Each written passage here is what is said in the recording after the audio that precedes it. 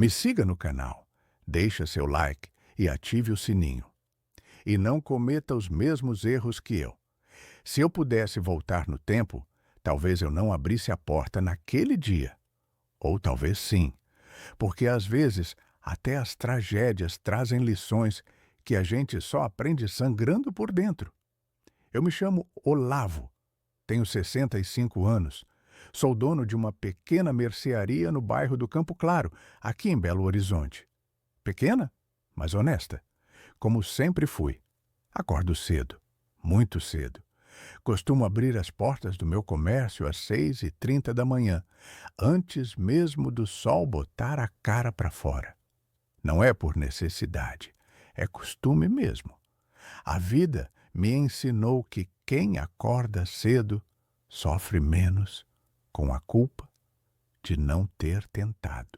Fui casado por 28 anos com a Selma, mulher que Deus levou em 2015, depois de uma batalha que o câncer venceu. Não tivemos filhos, não por falta de vontade, mas por aqueles desencontros do corpo que a medicina nunca resolveu. Depois que ela se foi, fiquei só eu e a mercearia. E um gato listrado que aparece de vez em quando para roubar um sachezinho de ração. Eu não reclamo, não. Viver só tem sua paz. Ninguém para reclamar da toalha molhada ou do feijão com muito sal. Mas a solidão é um bicho traiçoeiro. Se infiltra devagar, pelas frestas das noites longas, pelas xícaras de café que a gente bebe sozinho, olhando o nada. Quando percebi, já fazia 2 anos que eu não conversava com alguém por mais de 5 minutos. Foi numa manhã de segunda que ela entrou.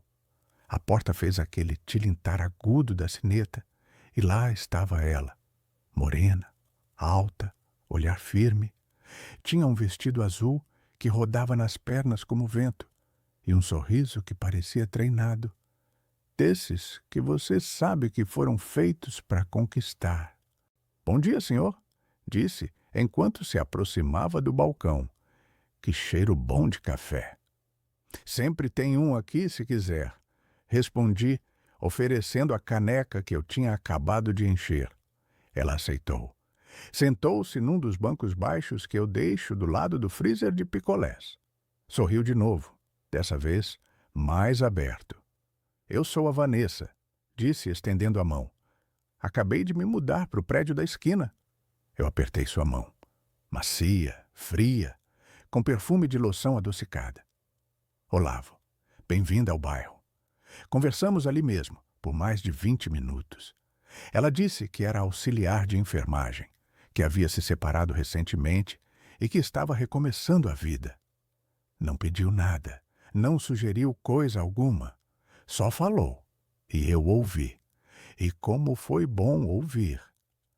A partir daquele dia, ela começou a aparecer com frequência. Às vezes para comprar pão, outras só para tomar café. Sempre muito educada, com aquele sorriso que acendia a loja. Em pouco tempo, eu já estava esperando por ela sem perceber.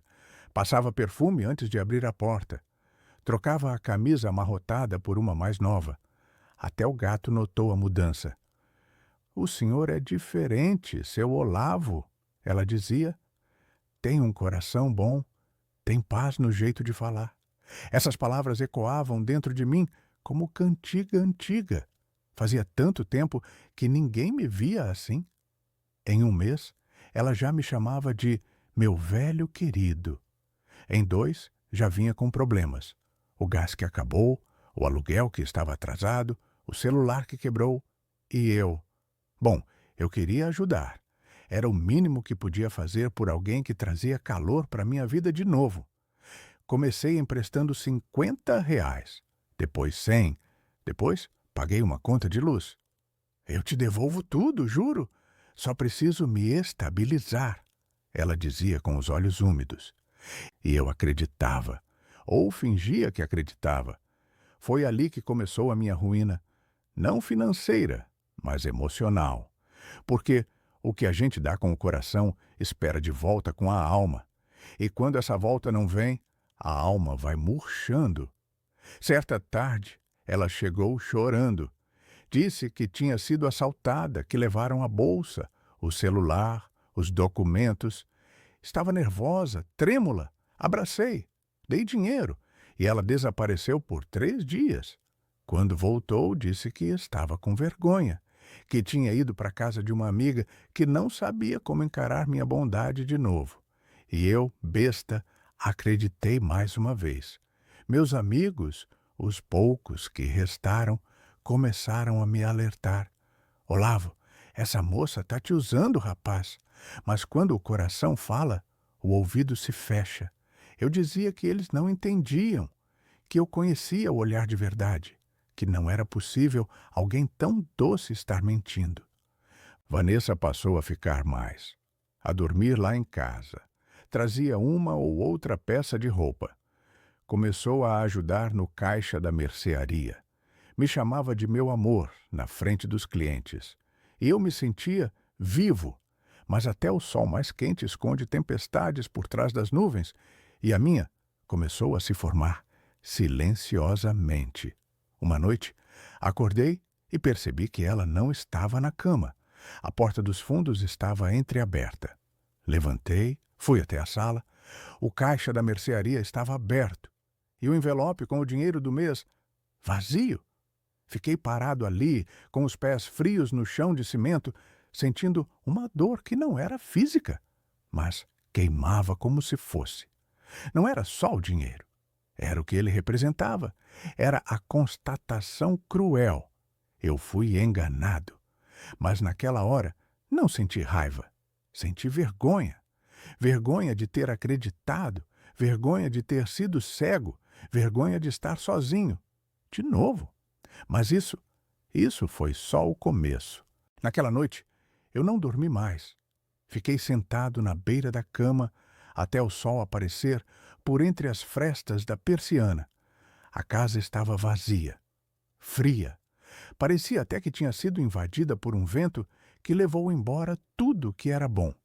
Até a presença dela, falsa que fosse, fazia falta naquele momento.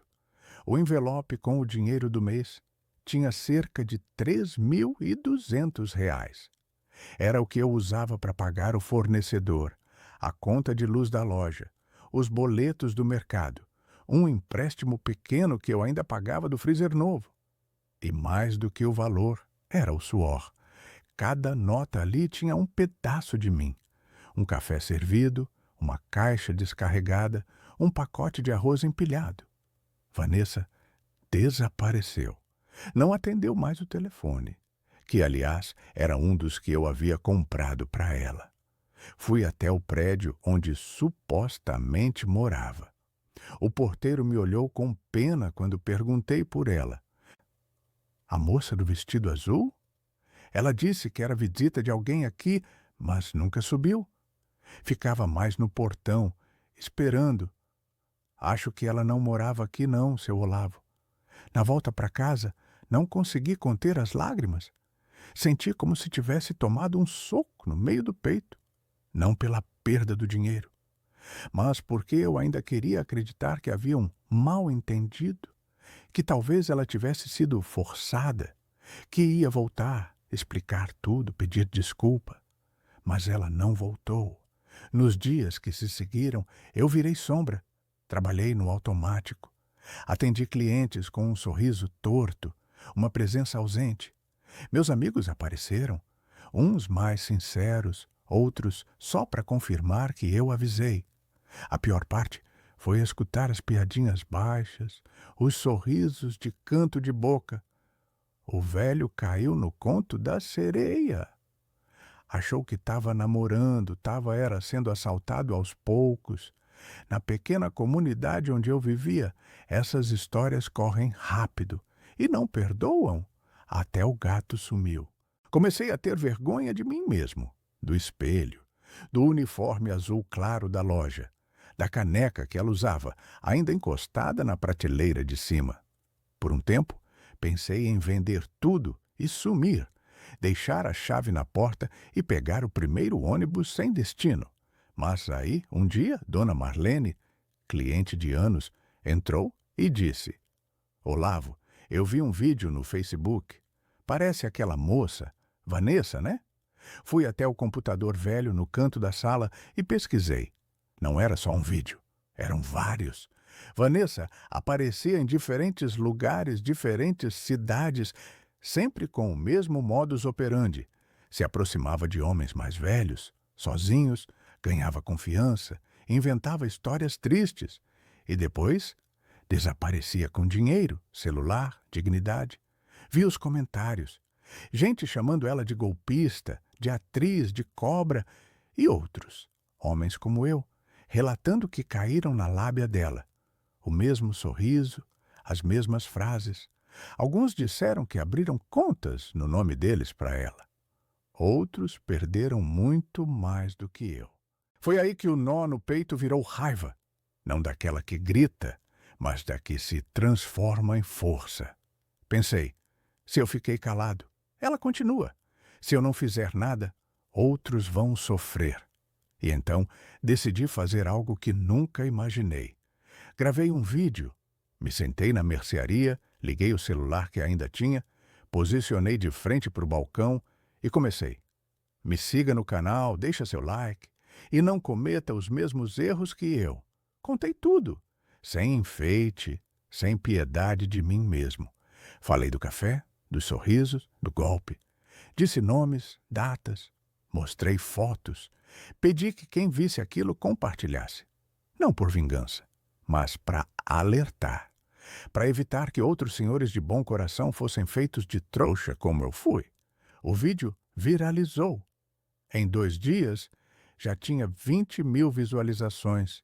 Em uma semana, passou de 100.000. Recebi mensagens de homens de todo canto do Brasil. Alguns chorando, outros agradecendo. E o mais inacreditável, mulheres também, dizendo que tinham caído em armadilhas parecidas com homens ou mulheres que sabiam manipular. Gente solitária, carente, que só queria ser visto, como eu. Aquela dor que me esmagava começou a se dissolver em algo mais útil, como se cada pessoa que me escrevia estivesse costurando um pedacinho do buraco que ela tinha deixado em mim. E um dia recebi uma mensagem diferente, um número desconhecido, sem foto de perfil. Olavo, me perdoa. Era ela. Fiquei olhando para aquelas palavras por longos minutos. O coração bateu mais forte. Não de amor, de susto. Respondi com frieza. Não, mas te agradeço. Você me fez enxergar quem eu era e me obrigou a mudar. Ela não respondeu mais. E eu também não procurei. Aquela história tinha acabado. Pelo menos no que dependia de mim. Hoje, mantenho a mercearia aberta, mas com outros olhos. Coração ainda bom, mas mais atento. Gente me reconhece na rua como o senhor do vídeo. Alguns pedem conselhos, outros compartilham dores. E eu ouço, como aprendi a ouvir com ela. Mas agora, sei quando o silêncio vale mais do que qualquer palavra bonita. A vida não voltou a ser como era, mas também não ficou parada no passado. Aprendi que recomeçar com a minha idade não é vergonha nenhuma. Vergonha é deixar o medo te impedir de viver. Depois daquele vídeo, muita coisa mudou. Não no mundo, claro. O mundo continua o mesmo. Apressado, egoísta em partes, bondoso em outras. Mas dentro de mim, houve uma revolução silenciosa, daquelas que a gente só percebe quando um dia acorda e nota que o café voltou a ter gosto. Passei a encarar o espelho com menos vergonha e mais compaixão. Sim, fui enganado. Sim, me deixei levar.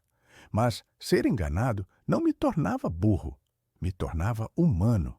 O canal que eu criei para contar minha história. O mesmo do me siga no canal, deixa seu like. Virou uma válvula de escape. Comecei a postar vídeos toda semana. Às vezes falava da mercearia, de dicas de economia doméstica. Outras vezes contava causos antigos, histórias de quando a cidade ainda tinha mais árvores do que prédios. Mas o que mais tocava as pessoas era quando eu falava de sentimentos, de dor, de recomeço. Era como se as palavras que eu despejava da alma tivessem o poder de costurar as dores dos outros também. Aos poucos, a vergonha deu lugar ao orgulho. Um orgulho tímido, é verdade, mas sincero. Não por ter sido vítima, mas por ter transformado o tombo em ponte. E a mercearia? Bem, ela também mudou. Antes era só um comércio. Agora virou ponto de encontro. Vinham pessoas do bairro e de fora só para conversar comigo. Gente mais velha, jovem, até casais. Diziam que se sentiam acolhidos ali, que encontravam algo que não tinha nas redes sociais. Verdade. Foi numa manhã de quarta-feira que ela entrou. Não, não era a Vanessa. Aquela página estava virada. Mas a vida, com sua ironia sutil, parecia querer me testar de novo. Ela usava uma blusa vermelha de algodão e uma calça jeans surrada. Tinha cabelo curto, grisalho nas pontas e um olhar tranquilo. Segurava um caderno velho e uma sacola de pano. Bom dia? É aqui que vende o melhor pão de queijo da cidade? Sorri. Um sorriso sincero, sem segundas intenções, sem desconfiança. É aqui mesmo. E o café vem junto, por conta da casa. Ela aceitou, sentou e começou a rabiscar no caderno enquanto tomava o café. Não falou muito, mas quando falou, falou com calma. O tipo de calma que eu não via há anos. Eu sou a Irene, disse. Professora aposentada. Vim morar com minha irmã aqui no bairro. Ela me falou do Senhor. Disse que sua história me lembrava a do meu pai. Conversamos por uns 20 minutos. Não teve aquele impacto fulminante que eu tive com a outra. E graças a Deus por isso. Com Irene, tudo era leve, natural. Como um rio que corre sem fazer alarde, mas que sempre chega aonde precisa. Ela começou a aparecer mais vezes. Às vezes, comprava coisas que nem precisava, só para prosear. Trazia livros, indicava filmes antigos, contava causos de escola. Não pedia nada, não insinuava nada. E foi justamente isso que me fez confiar de novo. Certa tarde, ela trouxe um bolo de fubá com erva doce. Fiz para o senhor. Tá quente ainda. Mas não deixa o gato comer, viu? Ela já conhecia até o gato, que, aliás, reapareceu depois de semanas sumido, como se também estivesse esperando a casa sarar. Aos poucos, nossa amizade foi se firmando, mas eu estava decidido. Não ia me jogar de novo no abismo do encantamento. Queria viver com os pés no chão, sem fantasias. Irene entendia e respeitava. Seu Olavo, às vezes o que a gente precisa é só de alguém que sente do lado e fique quieto junto, sem querer consertar nada, sem prometer coisa alguma. E foi o que ela fez. Ficou. Sem exigir, sem cobrar, só ficou. Meu canal continuava crescendo. As pessoas mandavam presentes, cartas, relatos. E em uma live que fiz no final de semana, contei sobre Irene. Tem uma mulher nova frequentando a mercearia.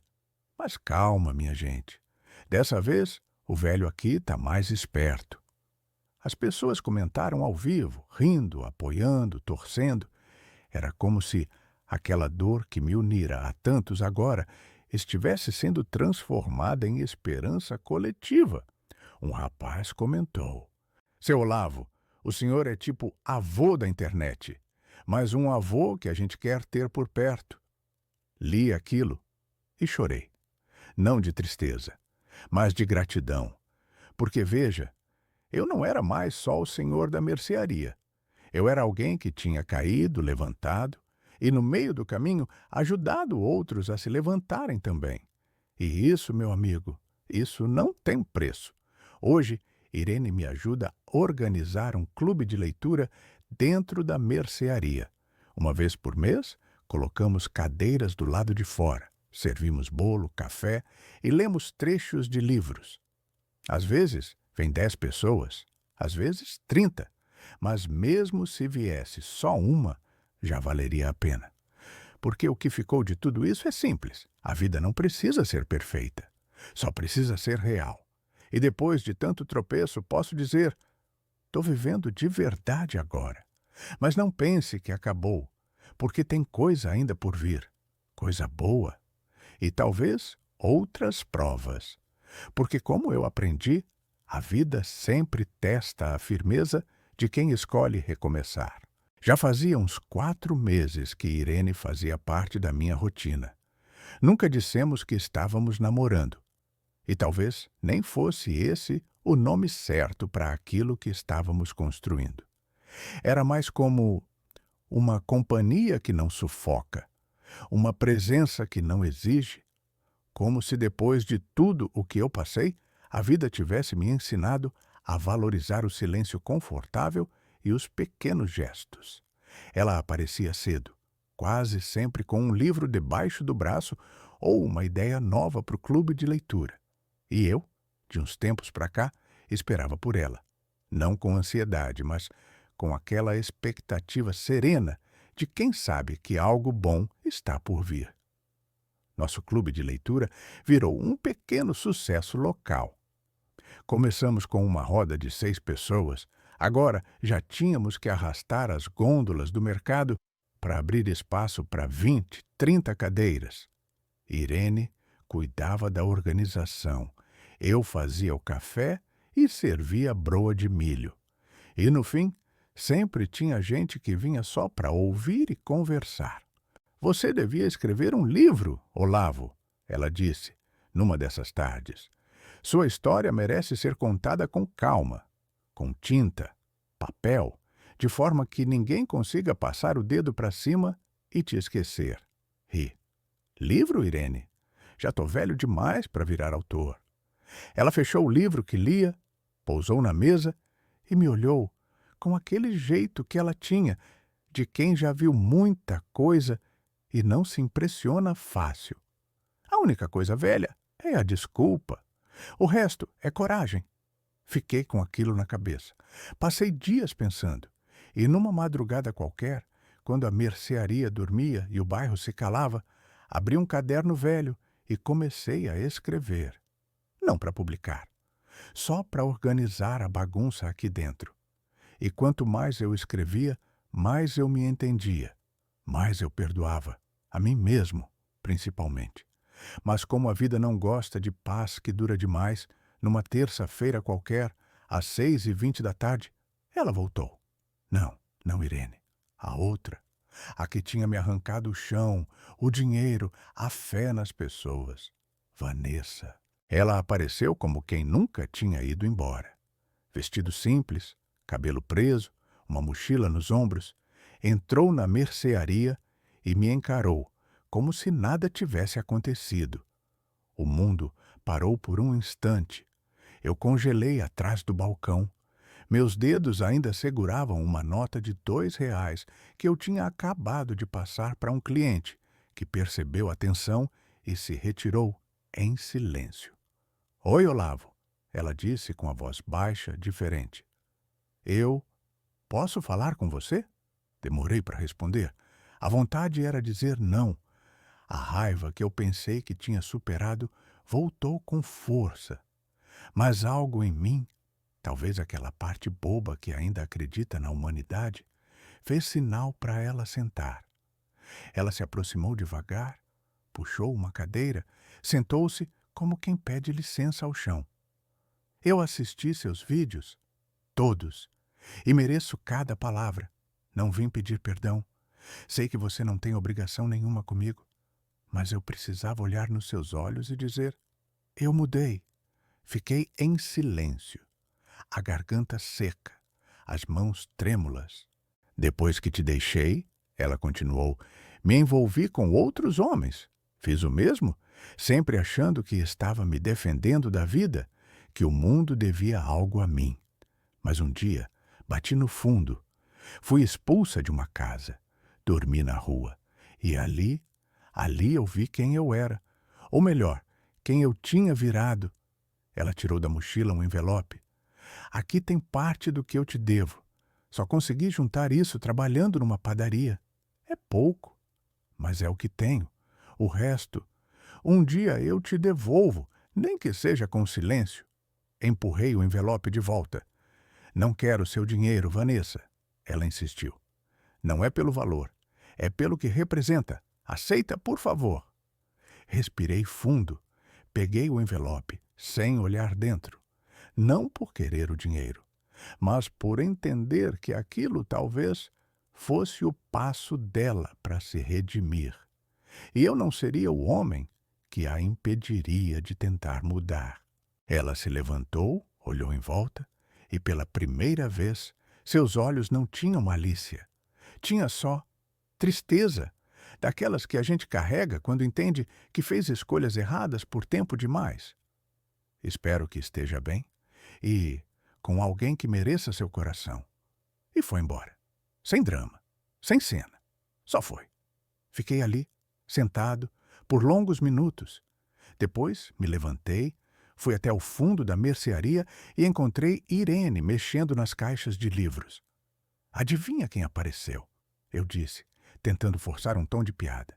Ela ergueu os olhos, leu meu rosto como se estivesse lendo um parágrafo difícil. Depois se aproximou, tocou meu braço e disse: Ela veio pedir perdão? Não exatamente, mas algo parecido. Irene sorriu. Um sorriso calmo, que me desarmou. Então perdoe, não por ela, mas por você. O perdão é uma chave que abre a cela onde a gente mesmo se tranca. E naquele momento, eu soube que ela estava certa. A visita de Vanessa não reabriu feridas, ao contrário. Fechou a última que ainda supurava sem que eu soubesse, e pela primeira vez desde muito tempo eu tive certeza de que estava inteiro. Algumas pessoas acham que a vida começa aos 20, aos 30, mas tem coisa que a gente só entende mesmo depois dos 60, quando a pressa vira silêncio, quando o corpo pede calma e o coração finalmente para de correr atrás do que machuca. Depois que Vanessa reapareceu e sumiu de novo, dessa vez em paz, algo em mim se assentou. Como se o último móvel de uma casa bagunçada finalmente tivesse encontrado seu lugar. Irene percebeu, no jeito como eu a olhava, no modo como eu sorria. Agora sim, ela disse servindo 2 pedaços de bolo de mandioca no fim do clube de leitura. Agora você está inteiro, não curado de tudo, mas em paz com a dor. E eu estava. Comecei a escrever com mais frequência. A ideia do livro, que antes parecia distante, ganhou forma. Comecei a separar capítulos, títulos provisórios, recortes de histórias que já estavam no canal, e outras que nunca contei a ninguém. No caderno, escrevi na primeira página O Último Café, memórias de um homem que caiu, levantou e ainda serve pão de queijo. Era brincadeira, mas também verdade. Eu queria contar minha história não como lição de moral, porque não sou melhor que ninguém, mas como farol. Um aviso aceso para os outros navegarem com menos naufrágio. Entre uma escrita e outra, comecei a pensar numa coisa que há tempos me rondava: a mercearia. Ela tinha sido minha vida por mais de 30 anos. Foi onde conheci minha esposa, onde chorei quando ela partiu, onde levei o golpe, onde reencontrei minha dignidade. Mas agora, sentia que ela precisava de um novo dono, alguém mais jovem, com fôlego, com ideias. Falei com Irene numa tarde de quarta-feira. Penso em vender a mercearia? Ela me olhou por cima dos óculos, com aquele ar de quem ouve o mundo com mais cuidado do que as pessoas falam. Tá cansado? Não, só pronto. Ela assentiu, sem julgar. Depois de um gole de chá, disse: Quando a gente percebe que pode seguir sem carregar tudo, a vida anda mais leve. Falei com meus sobrinhos, que moram em Contagem. Um deles, o Léo, sempre teve queda pelo comércio. Coração bom, cabeça firme. Conversamos por semanas. E numa manhã de domingo, ele veio até mim, apertou minha mão e disse: Tio, se você me der a bênção, eu toco esse lugar com a mesma alma que o Senhor colocou em cada tijolo. Chorei, não porque doía, mas porque era o fim de um ciclo. E eu estava pronto. Fiz questão de manter o nome. Mercearia Campo Claro. Desde 1991, mas agora com letreiro novo, pintura fresca e até uma pequena cafeteria acoplada. O canal continuava, mas agora era gravado da minha varanda, com Irene rindo ao fundo quando eu me enrolava nas palavras. No dia da passagem da chave, convidei alguns vizinhos, ex-clientes, os frequentadores do clube de leitura. Fizemos um bolo de fubá com goiabada, café passado na hora, e no fim, pedi licença e falei: essa chave que eu estou entregando aqui não é só do comércio, é da minha história. É do lugar onde eu caí, me levantei e fui amado. Quem passar por essa porta depois de mim vai sentir o peso e a leveza de tudo isso. Léo chorou. Me abraçou forte.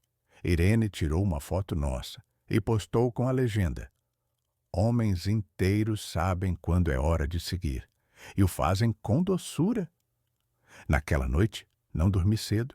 Fiquei na rede da varanda, ouvindo o barulho do bairro, que mesmo em silêncio, tem vida. Peguei o caderno onde escrevia meu livro e abri na última página. Escrevi devagar. Entreguei a chave com o coração calmo. Não deixei riquezas, mas deixei raízes. Não heranças, mas história. E no fim das contas, é isso que importa. Hoje, sou só um homem sentado com um café e um amor que chegou, quando eu já não esperava mais nada. Fechei o caderno, sorri. Irene veio até mim, enrolada num cobertor, e se sentou ao meu lado. Vai escrever o próximo? Talvez. Mas primeiro, vou viver mais um pouco. A noite se calou, e pela primeira vez em muitos anos não havia medo do amanhã, apenas gratidão pelo que ficou. Por muito tempo, Irene foi um mistério confortável. Ela chegava cedo, ajudava com o clube de leitura, lia com aquela voz pausada que hipnotizava até os mais inquietos. Tinha sempre uma palavra certa na hora certa, um sorriso calmo, uma gentileza discreta, mas nunca falava muito de si. Sabia o que eu tinha passado. Tinha escutado tudo, desde a dor até o desabafo, mas ela só contava o básico. Morei fora, cuidei da minha irmã doente.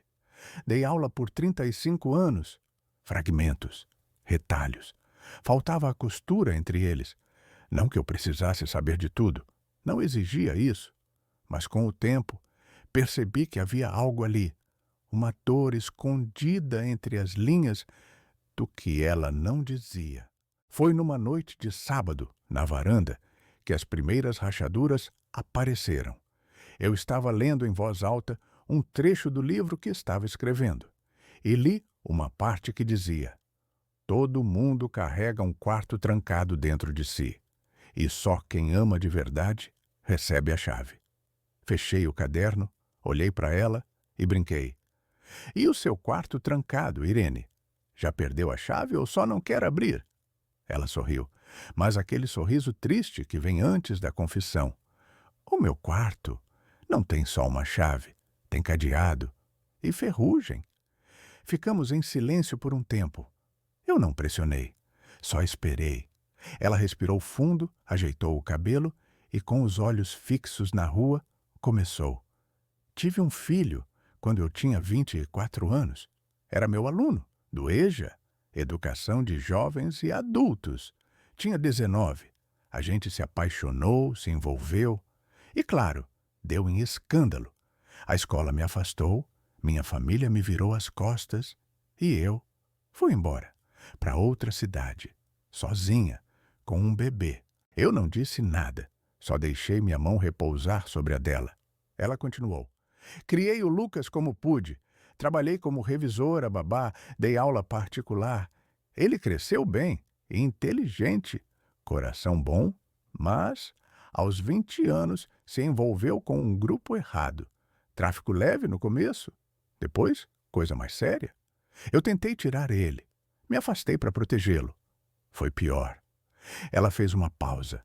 A voz tremeu. Um dia, a polícia bateu lá em casa. Não era para prender ele. Era para avisar que tinham encontrado o corpo, descartado no mato sem nenhum documento. Eu fechei os olhos. Aquilo me atingiu como um soco no estômago, não pela tragédia, mas pela coragem de ter guardado aquilo tanto tempo, sozinha.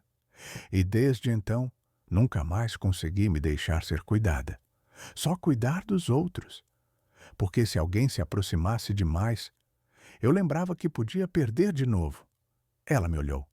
Pela primeira vez, sem a armadura. Os olhos, antes calmos, agora tremiam com dor antiga. Quando te conheci, Olavo, pensei, é só um senhor gentil, não vai durar. Mas você ficou? E eu comecei a ter medo. Apertei a mão dela. E agora? Ela sorriu. Um sorriso diferente, sem tristeza, apenas verdade. Agora eu tô cansada de fugir de mim mesma. E você? É minha casa nova. Naquela noite não fizemos juras nem planos, mas algo entre nós mudou.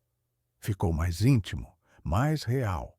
Não era amor de novela, era amor de sobreviventes, de quem já viu o fundo do poço e, mesmo assim, escolhe amar com o que sobrou. Ou talvez por causa do que sobrou. Na semana seguinte, ela começou a me ajudar a escrever o livro. Sentávamos juntos na varanda, revisávamos capítulos, ela sugeria trechos e, vez ou outra, contava histórias do Lucas. Boas, doces, como se, ao falar dele, o trouxesse de volta por um instante. Sabe o que mais me dói? Ela disse num fim de tarde. É que ninguém além de mim fala o nome dele. Então, vamos escrever o nome dele no livro, em um capítulo só dele, com tudo o que ele foi. Não só o erro, mas o menino, o filho, o riso. Ela chorou. Eu também.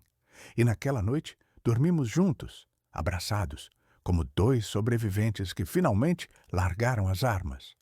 Porque no fim, o amor na velhice não é feito de promessas.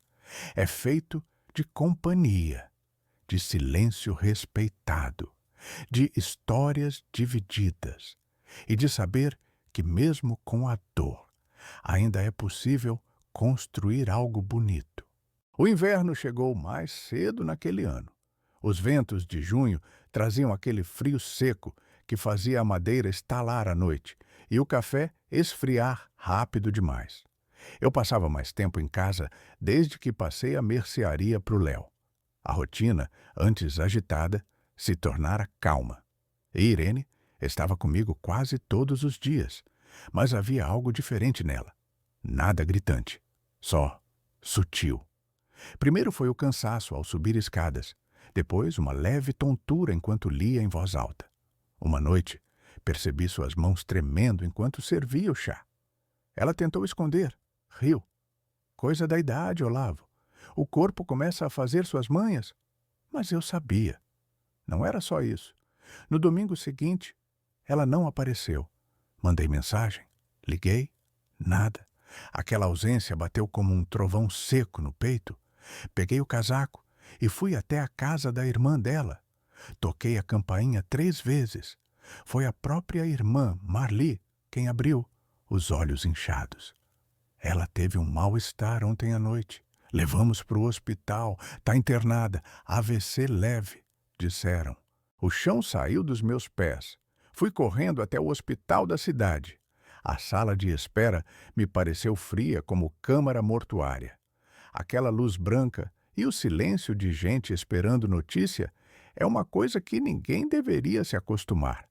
Mas a velhice nos obriga a isso. Horas depois, a enfermeira me chamou. Irene estava acordada, pálida, mas consciente. O lado esquerdo do rosto levemente caído, a fala um pouco arrastada. Eu sabia que você ia vir, ela disse, com um meio sorriso. Sentei ao lado da cama e peguei sua mão. Não falei nada, porque não precisava. Ela sabia, e naquele quarto gelado, meu coração fez uma promessa silenciosa. Eu ia ficar, até onde ela deixasse, até onde fosse possível. Os dias seguintes foram de exames, fisioterapia, idas e vindas ao hospital. Irene manteve o bom humor. Brincava com os enfermeiros, pedia mais café do que devia. E, de vez em quando, fazia planos de voltar logo para o clube de leitura. Quero minha cadeira de volta. Se aquele povo pegar gosto, vão achar que a roda é deles. Mas eu via o cansaço em seus olhos. Não era só físico, era o susto, o medo de perder o controle, a vaidade machucada, a dependência que assusta. Você não precisa ficar aqui todo dia, Olavo, disse uma tarde. Vai cuidar da sua vida. Você é minha vida agora. Ela se calou, apertou minha mão, chorou. O médico veio conversar comigo 2 dias depois. Prognóstico bom, mas com limitações. Provável necessidade de cuidados constantes. Fisioterapia, medicação, talvez uma pequena sequela na fala e na coordenação do lado esquerdo. Ela é forte, vai se recuperar bem, mas vai precisar de estrutura e de apoio. Voltei para casa e sentei sozinho na varanda. Olhei para o céu fechado e pensei em tudo o que a vida já tinha tirado de mim. E tudo o que, agora, ela estava pedindo. Amar alguém, depois de velho, é um pacto ainda mais sério do que na juventude, porque não se ama mais o corpo. Ama-se a fragilidade, a história, a companhia. Ama-se, apesar do fim, estar sempre mais perto do que antes. Liguei para o Léo. Preciso adaptar o quarto do fundo, botar corrimão, tirar o degrau, comprar uma cama articulada. Vai trazer ela para cá? Vou trazer ela para casa. Ele não questionou, só disse, deixa comigo. Amanhã cedo mando o pessoal aí.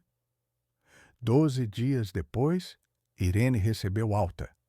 Veio de cadeira de rodas, o cabelo preso, os olhos mais fundos, mas o mesmo brilho. Quando viu a varanda enfeitada com flores e a placa "Seja bem-vinda, dona do meu capítulo preferido", ela riu e chorou. Você é um teimoso, disse, tentando esconder o choro com a mão boa. E você é o motivo da minha teimosia. Nos primeiros dias foi difícil. Medicação, troca de roupa, banho, refeições com cuidado. Mas ela colaborava. Fazia piada da própria dificuldade. Uma noite, quando tentou escovar os dentes sozinha e deixou a escova cair 3 vezes, olhou para mim e disse, ainda bem que você me ama com dente sujo também. E rimos. Rimos como 2 bobos velhos que, mesmo com o mundo desabando aos poucos, encontraram tempo para amar o que restou. O clube de leitura virou Clube da Janela. Agora, os amigos vinham até a varanda e liam para Irene. Ela escutava, opinava, corrigia a pronúncia. Um dia disse, Olavo, grava tudo. Quero deixar isso para o mundo quando eu for embora. E quem disse que vai antes de mim? Só estou deixando tudo organizado, ela piscou. E organizou mesmo. Gravamos vídeos dela lendo poesias, dando conselhos, falando de educação, da vida, do Lucas. E um dia, gravamos juntos um capítulo do meu livro. O título era Amar Depois do Avesso. Porque era isso que a gente fazia. Amávamos com as dobras da alma, com as mãos trêmulas, com as palavras arrastadas, com o tempo que nos restava. E eu sabia, lá no fundo, que os capítulos finais estavam vindo. Mas agora não me assustavam mais.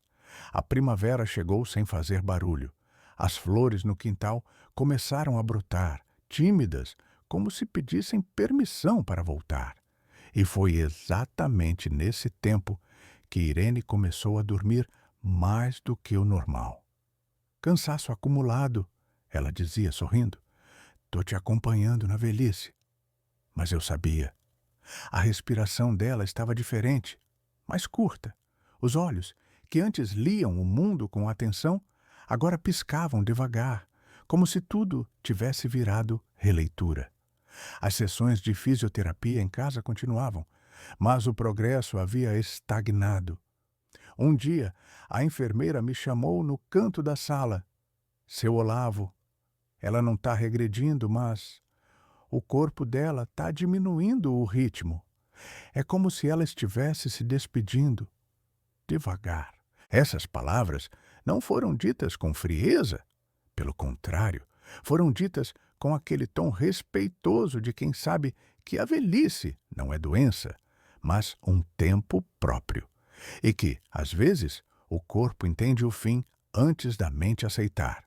Naquela noite, depois de ajudá-la a escovar os dentes, sentei ao lado da cama e segurei sua mão. Estava gelada, os dedos magros, frágeis. Ainda assim, ela apertou os meus com força. Você já sabe, né? Ela perguntou. Assenti, sem conseguir responder. Não quero ir em hospital, nem tubo, nem máquina.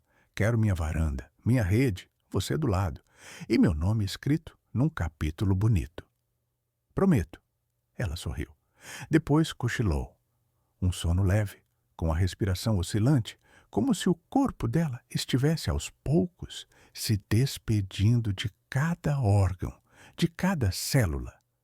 E eu fiquei ali, velando a madrugada, como quem cuida de uma vela acesa, em noite de vento. Nos dias seguintes, a casa se encheu de gente. Amigos, vizinhos, leitores do canal, frequentadores do clube de leitura. Todos vinham deixar um abraço, um bolo, um bilhete. A maioria apenas sentava no canto da varanda e escutava a brisa. Irene se manteve lúcida, mas cada vez mais calada. Sua última leitura foi um trecho de Grande Sertão Veredas, que ela leu com esforço, entre pausas longas, mas com emoção. O correr da vida embrulha tudo. A vida é assim. Esquenta e esfria, aperta e daí afrouxa, sossega e depois desinquieta. Depois que terminou, olhou para mim e disse: "Tô pronta, meu amor." Na manhã seguinte, acordei antes do sol. Fiz o café. Passei a mão no caderno onde escrevia o livro e comecei a anotar um novo título. Onde Mora o Silêncio. Era o capítulo dela, o último. Fui até o quarto e me sentei ao lado dela. A respiração estava suave, quase imperceptível. A mão já não reagia ao toque. Mas havia paz. Uma paz que não se compra, não se ensaia. Só se ganha depois de ter vivido com verdade. Toquei o rosto dela com a ponta dos dedos e, pela primeira vez, não pedi para ela ficar. Só agradeci. Obrigado, Irene. Foi então que ela suspirou. Um sopro longo, quase leve demais para ser notado. E ficou assim, com os olhos fechados, os lábios entreabertos. Linda, serena. A enfermeira confirmou o que eu já sabia. E o mundo ficou suspenso por alguns segundos. Mas, estranhamente, não houve desespero, nem revolta. O amor que ela deixou ali era tanto, tão grande, que o vazio que ficou não teve coragem de virar solidão. O velório foi simples, na própria mercearia, como ela queria. A cadeira dela foi decorada com flores e livros. As pessoas liam trechos de obras que ela amava. Uma criança recitou um poema. Um rapaz tocou o violão. Ninguém chorava alto. Era uma despedida mansa, como ela. E no fim, antes de fecharem o caixão, deixei dentro um bilhete, só com uma frase. Você não morreu, Irene? Só foi na frente abrir a varanda do outro lado. Faz 3 meses que Irene se foi. Ainda não consigo dizer morreu, sem sentir como se estivesse traindo a presença que ainda mora nos cantos da casa. O travesseiro dela continua do mesmo jeito. A xícara que ela mais usava ainda está no armário, virada para frente. O livro com a fita azul está na prateleira, na página em que ela parou. E todas as manhãs, sem pensar, coloco 2 xícaras sobre a mesa. Só depois percebo que só preciso de uma. Mas não mudo nada disso, porque essas coisas não são relíquias, são rastros de amor. São o jeito dela continuar dizendo: "Tô aqui". A varanda, antes cheia de vozes, agora é silenciosa. Mas o silêncio dela não é vazio. É um silêncio habitado. Um tipo de saudade que não fere, só acompanha. Durante as primeiras semanas, pensei em fechar tudo. Parar o canal, cancelar o livro, doar os livros dela. Mas toda vez que eu ameaçava mexer em algo, algo dentro de mim dizia: ela não quer que você pare. Ela quer que você continue. Do seu jeito, mas continue. Então recomecei, aos poucos. Voltei a gravar vídeos, agora mais curtos, mais pausados. No primeiro vídeo, depois da partida, comecei assim: me siga no canal, deixa seu like. E hoje, quem me acompanha não está na frente da câmera, mas sentada aqui do lado, como sempre esteve. Falei dela por 10 minutos, contei histórias, li trechos dos nossos textos e, no final, deixei um espaço em silêncio. Só o barulho da brisa e dos passarinhos. Muita gente comentou depois que aquele silêncio foi a parte mais bonita. Depois disso, comecei a organizar o livro. Não era mais só meu, era nosso. O projeto ganhou novo nome: Depois do Último Capítulo. Um título que Irene teria adorado, com certeza. Convidei o pessoal do clube de leitura para revisar comigo. Cada um leu um capítulo. Sugeriu ajustes. Fizemos reuniões online, gravamos trechos com vozes diferentes, tornamos o livro quase um coral de memórias. A editora local que acompanhava nosso canal entrou em contato. Queremos publicar e lançar aqui mesmo, na mercearia, como homenagem. Eu aceitei, porque não se enterra uma história bonita. A gente espalha ela pelo mundo. No dia do lançamento, a mercearia estava cheia. Penduramos fotos dela pela parede. A cadeira preferida ficou vazia, mas com um cachecol dela sobre o encosto. Tocamos a playlist que ela amava: Chico Buarque, Bethânia, Nana Caymmi. A primeira música foi O Leãozinho. Quase ninguém segurou o choro. Subi ao pequeno palanque improvisado com o coração tremendo. Segurei o livro nas mãos. Olhei em volta. Irene me ensinou que o amor não é sobre prometer eternidade. É sobre fazer o tempo valer a pena. Ela me deu poucos anos, mas foram anos com alma, com riso, com escuta e com silêncio, o mais precioso de todos. O silêncio confortável de quem não precisa explicar nada. Pausa. Eu sei que ela está aqui, sentada onde sempre sentou, corrigindo mentalmente cada palavra que eu estou falando. Risadas leves. Então, esse livro é para ela e para todos que acham que o amor só acontece uma vez ou que o fim da estrada é o fim de tudo. A gente sempre pode amar de novo, mesmo que seja o amor que ficou, o que vive dentro da gente, o que não morre com ninguém. Aplausos, abraços, silêncios compartilhados.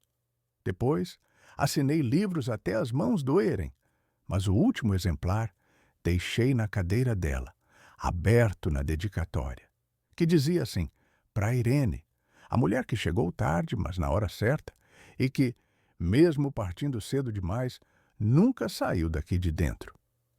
Naquela noite, quando todos se foram, fiquei na mercearia sozinho. O bolo de fubá já estava seco, o café frio, mas o coração quente. Abri a porta da frente, senti a brisa e falei em voz alta: amor, terminamos o livro. Agora falta só viver o que vem depois. E naquele instante, soube que ela sorriu. Em algum lugar, ela sorriu. Querida Irene, escrevo esta carta sentado na varanda que você tanto amou. O sol se põe devagar, tingindo o céu de um laranja que parece abraçar a gente. Sei que você não está aqui para ler, mas sinto que você está, como sempre esteve.